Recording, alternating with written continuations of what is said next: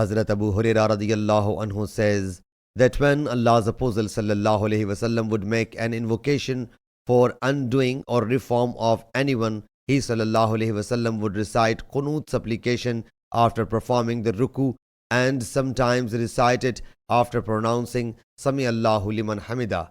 Allah Jalla Jalaluhu heard him who glorified him, and Rabbana walakal hamd. O our Lord, and all praise is unto you. O Allah Jalla Jalaluhu, deliver Walid bin Walid, Salama bin Hisham, and Ayash bin Abi Rabiha.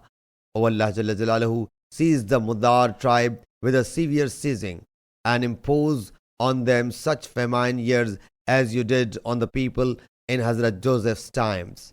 And sometimes he sallallahu alayhi wasallam would invoke in the Fajr prayer as this: O Allah Jalla Jalaluhu, impose curse on such and such tribes of Arabia, until Allah Jalla Jalaluhu revealed this verse: this matter is not in your hand, whether he shows his graciousness to them for repentance or torment them, for they are unjust.